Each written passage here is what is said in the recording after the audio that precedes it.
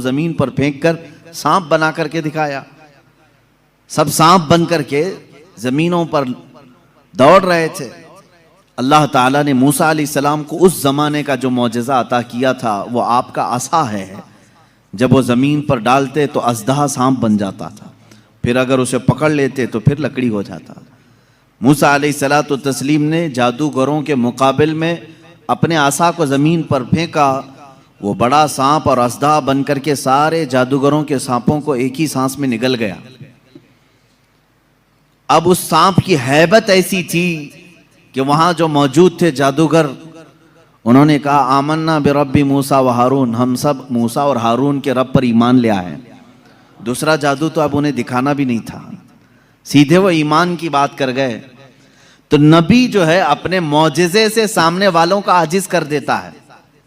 اس میں واقعے میں آپ نے سمجھا کچھ؟ اگر یہ عام لوگوں کے پاس دکھایا جاتا تو ظاہر سی بات ہے ہم سمجھ لیتے کہ ہاں عام آدمیوں کو اس طرح کر کے دکھائیں گے تو ان کے ذہنوں پر حکومت طاری ہو جائے گی. لیکن موسیٰ علیہ السلام نے ان لوگوں کو عاجز کیا تھا جو آلریڈی جادوگر تھے، وہ جانتے تھے چیزوں کو بدلنا. تو وہ عاجز کیسے ہو گئے؟ ایک بار زندگی میں موسیٰ علیہ السلام کی لکڑی کو سانپ بنتے ہوئے دیکھ کر وہ اپنی پرانی ساری چیزیں چھوڑ کر ایمان لانے پر کیسے تیار ہو گئے؟